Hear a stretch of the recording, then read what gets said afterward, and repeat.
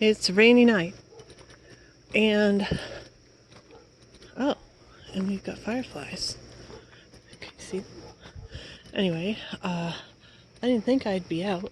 Seriously. Can you see them? Yeah, you can see them.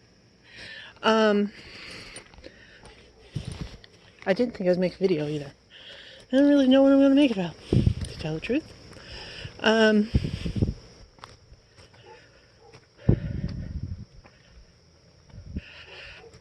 Basically,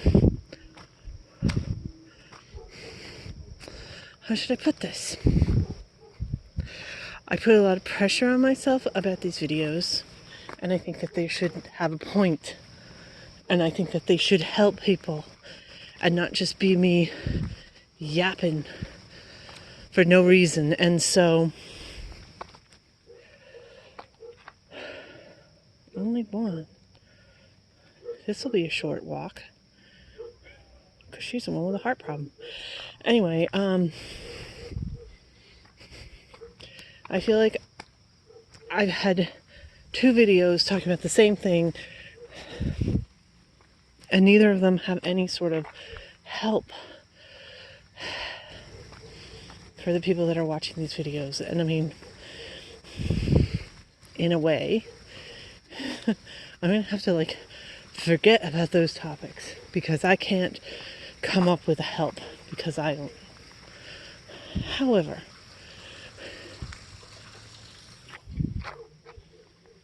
you hear her? See, there's a dog barking. I don't think she likes it. Or the other ones don't like it. Anyway. So, I'm going to kind of cheat. I can't give a helpful resolution about the last 2 videos I made. I have thought about it. However, see, and it's all the same, so I guess it all works. The thing is that now I'm guilty about it, focusing on it, ruminating about it, because I don't feel worthy of putting a video up on my own channel. When people talk about much less interesting things all the time, and people have mixed channels, you know, I try to keep this to be, I mean, and obviously, like that one I put up with the dogs, that wasn't even talking, I don't think, at all in that video. So obviously I'm not 100% sticking to plan. And yes, I have absolutely been attacked by the people who watch these videos telling me I don't have the right to talk about X, Y, and Z, and I'm doing it wrong. And I think that's what I'm going through again, is that I don't feel worthy. I haven't earned the right to talk about this stuff. On the other hand, I know for a fact that there are people out there who are going through maybe not as extreme a case as me, but similar. Oh my God, somebody's talking. I'm clearly up too early. Oh, you didn't see it. I didn't have it on. I had 8 cars go past me at once. And a dog, and people are in their houses. So, maybe it was all a big plan in the universe to get me to talk about it. To talk about specifically imposter syndrome and how it affects somebody with avoidant personality disorder.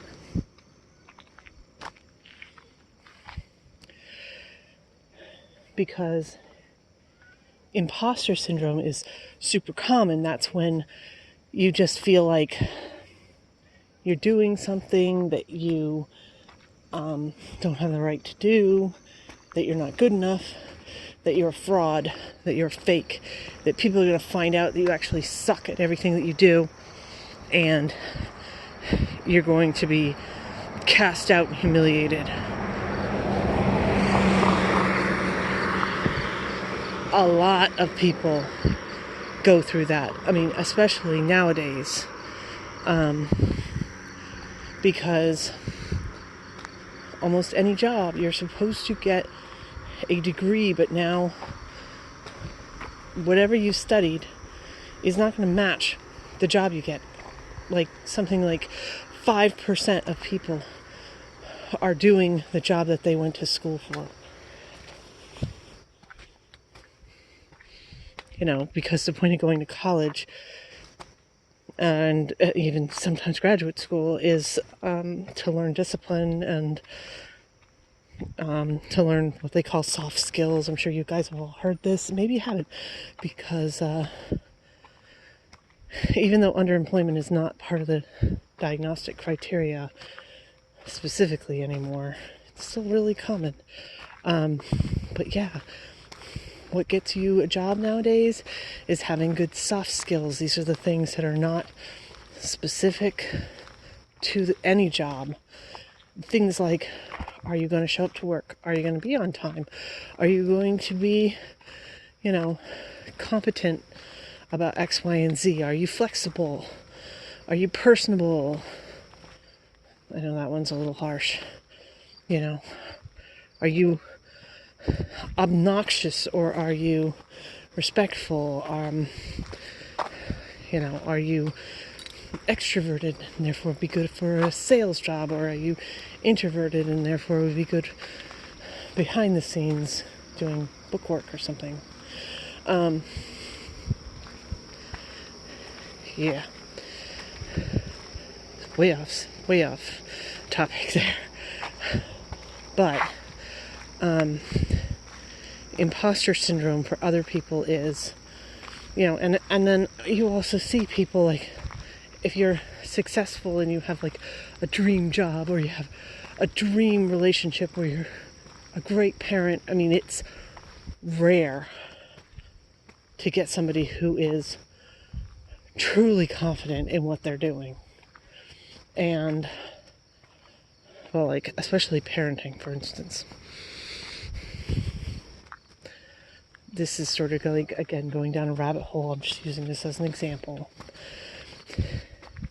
There are a lot of people, I don't know if that's actually rain or if it's just dripping on me from the trees. Anyway, there are a lot of people that put up parenting vlogs on YouTube. Mostly because they need to have a double income. And the mother can't work because she's got to take care of her kids, so they vlog and make money that way. They come off as like parenting gurus that have all the answers, and everything they do is like fully confident, and it is bullshit. And how you know this is because they're always following the pack, and they're doing what's trendy. And this week it's all about, are we going vegan? And then the next week it's all about, oh God, the people who, have you seen this? The people who want to pack their families into RVs and live in RVs. I mean, that's super trendy.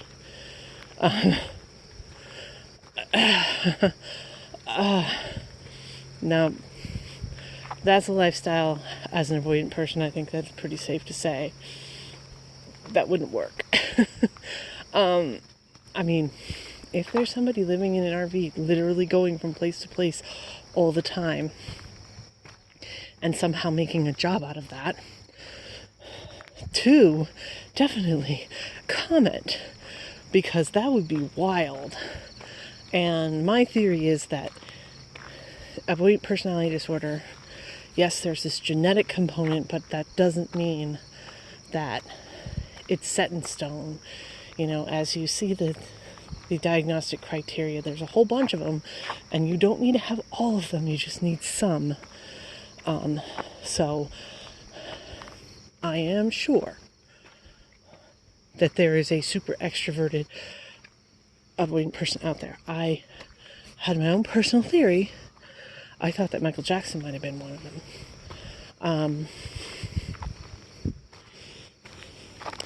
Seemed like it to me, like an extroverted avoidant. That's what you end up with. Obviously, they never did any sort of diagnosing of that, and that's speculation, but whatever. So yes, I think that every possible combination can end up with avoidant personality disorder. Yes, there are definitely people who are more likely to get it or have more of the sort of average trendy thing. Trendy, not the word. Sort of the average like snapshot of what a person with avoidant personality disorder is.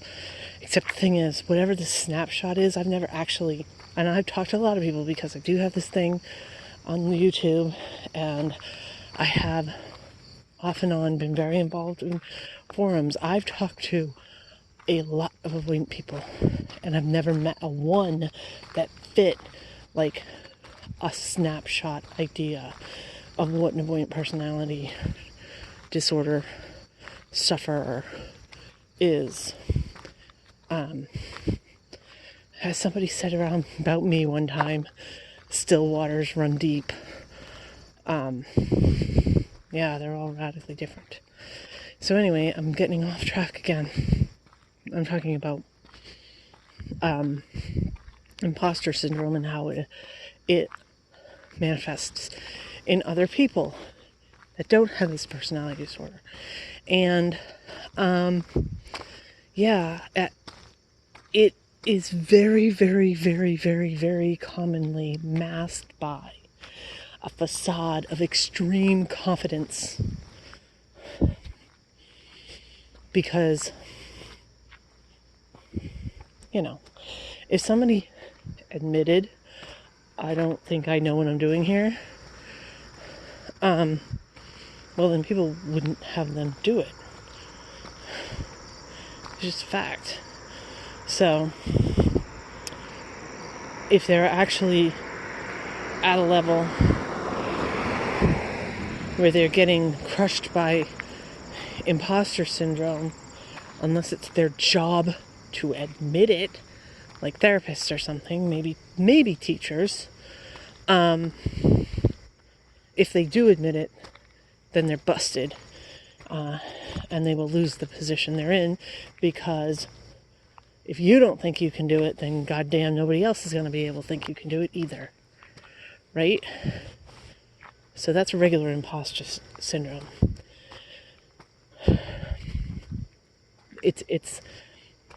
It's literally like a lack of skills that is crushing them. And this one I actually have heard a lot of people talk about.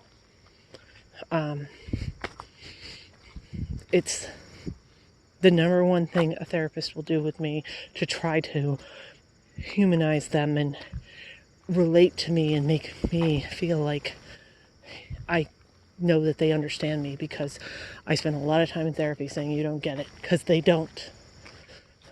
And that's what they'll describe. I mean, the things I've heard from therapists, oh my God. Unquestionably, I suppose I should say trigger warning.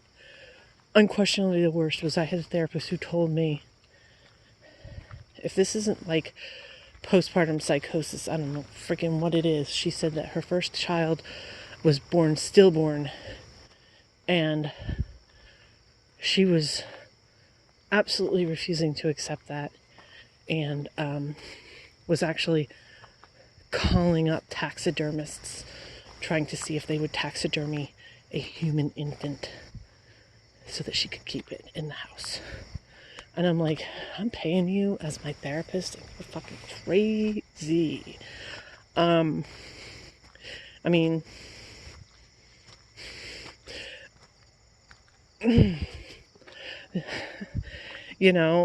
this is a problem with somebody with avoidant personality disorder, because they think they're the worst person ever. The worst at everything. And to come face to face and confronted with somebody who is definitely worse at something. I never ever crossed my mind to taxidermy a human being. Never ever crossed my mind to actually make calls and try to find somebody to do it for me. No. Never wanted to taxidermy one of my animals. Nope.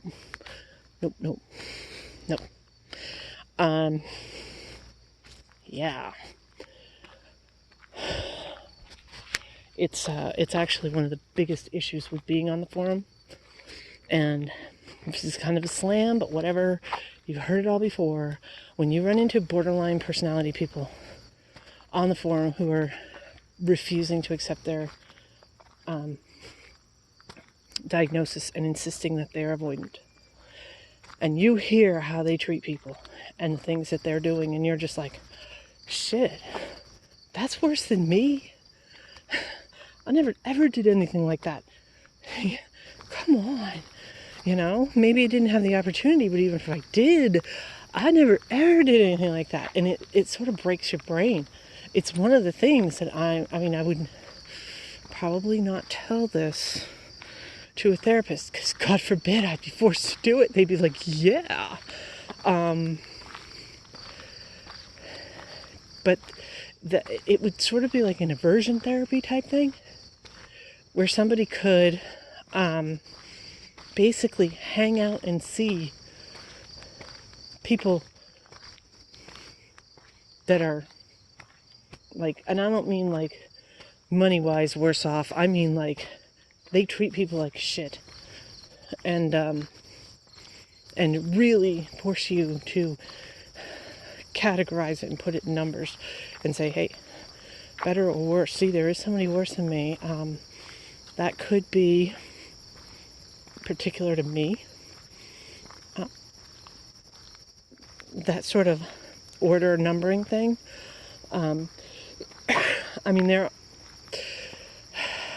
There's a million traits, and once you have a personality disorder, it's pretty easy to hop through maladaptive traits and they pop up. That would, if I had to put that sort of anal ordering of stuff, putting things in order in comparison, I would say that's more OCPD than avoidant. But I'm not a doctor and not diagnosing anything. Anyway, so in other words, I don't think that that's an avoidant thing. And so, yeah, so in other words, I don't thinking it through, I don't think that would work for other people. And I know it doesn't work for me. It's just like, it's like a null set. It's like it breaks the system. Because this is a cop. No, it's a neighbor.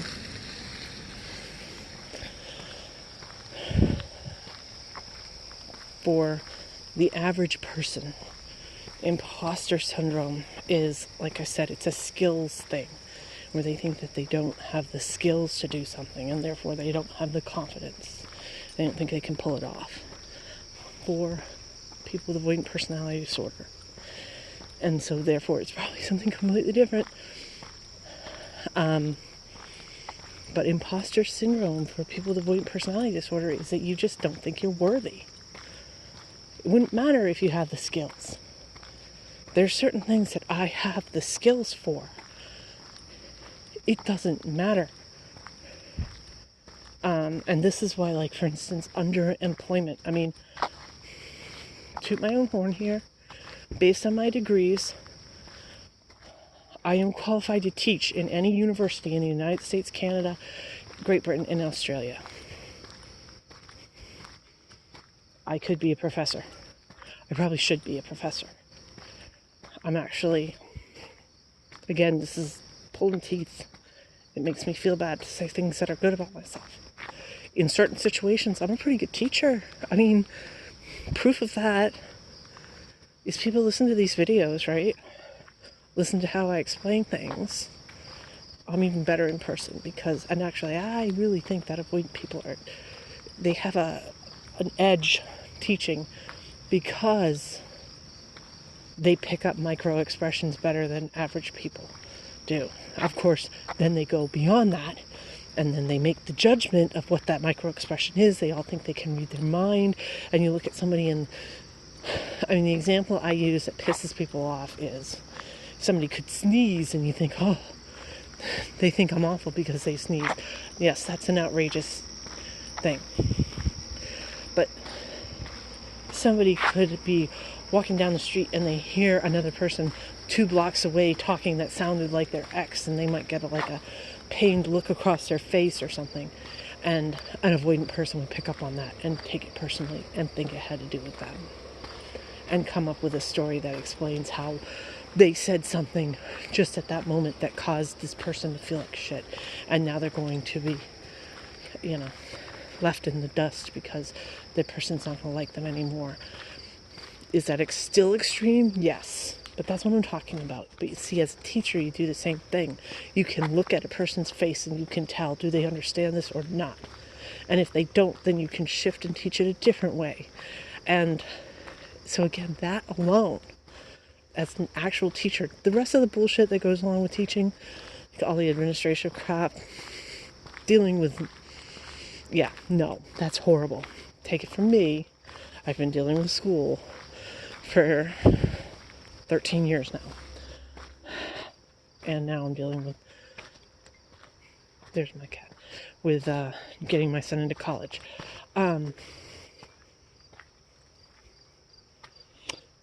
Anyway, that part is crap, but the actual process of teaching, I really think that people with avoidant personality disorder have an edge. And again, I was taught by somebody who has avoidant personality disorder, who is not a teacher and has never been a teacher, taught me something in like a perfect way that didn't make me feel humiliated for not being able to understand it, and also made sure that they understood what my question and issue was, what I wasn't understanding first before they went on a monologue. They actually made sure that they knew what the problem was before they shot off their mouth about it. And then they were very succinct and boom and straightforward and non-judgmental and a really good teacher without having any teaching background whatsoever. So I think that's universal. Anyway, it upsets me to talk about stuff like that because, again, it's a worthiness thing. And I guarantee you the person I'm talking about, well, first of all, it'd flip out that I'm talking in video. But get past that, would not be able to process it, would not accept that at all. That's impossible because, again, imposter syndrome. It doesn't matter that it's an absolute fact. It happened. It's been done. Unaware of that skill set, but that skill set is there. But that's not what would be triggering the imposter syndrome. It would be, wait, I'm not a teacher. I can't teach anything. I can't accept that particular description of me. No. And it would it breaks your brain. This is impossible. This is impossible. And that's why I've heard that personality disorders, well, okay, I'm making an extent, that avoidant personality disorder anyway, because I don't remember whether it was applied to all of them or just avoidant, so cover my bases, is just shy of a delusion, because you see this happening right in front of your face and you refuse to believe it because you're not worthy of it. And that applies to everything, and it applies to relationships. It applies to work. It applies to everything. This is the still waters run deep thing. I can't tell you how many people I know. He's off in the corner. So that's 2. One there and one there. Anyway, who have no confidence about their hobbies, so they keep them quiet.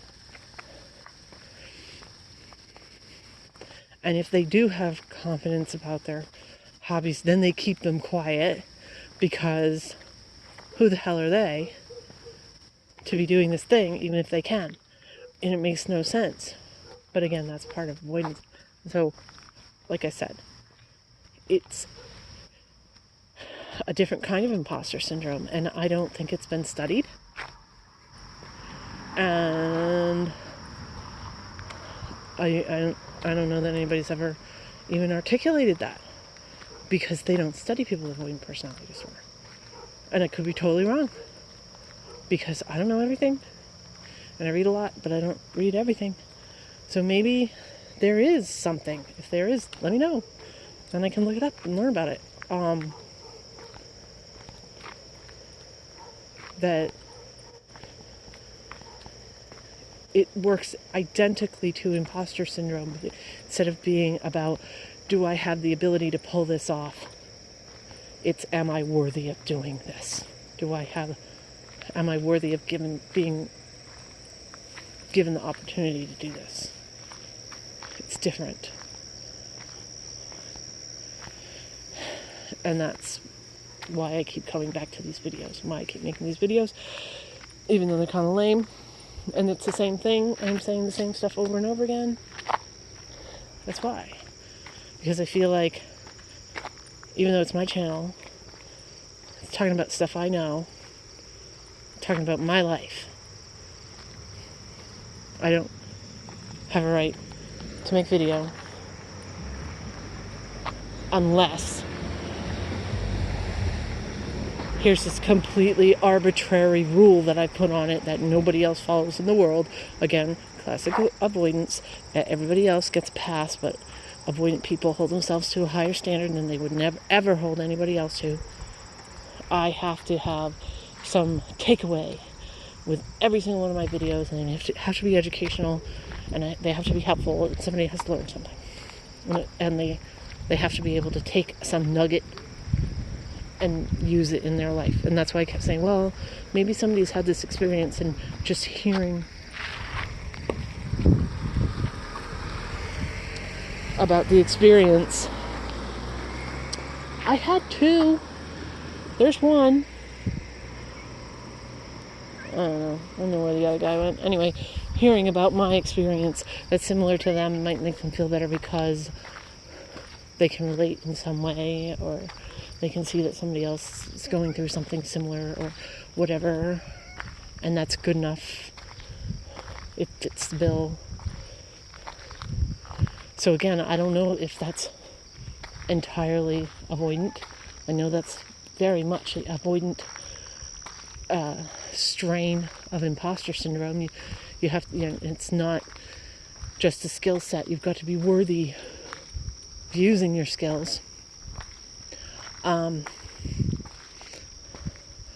if that's, like I said, like an OCPD rules. Right. I don't know. I do know people that have both diagnoses. I definitely don't. I just don't want to talk about something again and get nailed by somebody that's saying, oh, that's not avoidant, that's this other thing. Cool. I don't know everything. I haven't read the whole DSM. Oh, there he is. You can see him. See, these 2 are good. They both have white feet, so you can see them in the dark. Anyway, so I'm going to knock off this. Where are you guys going? Oh! They're having a powwow out there. Anyway, flying cats. Weird. I know there's a skunk that lives up there. And I've seen groundhogs too.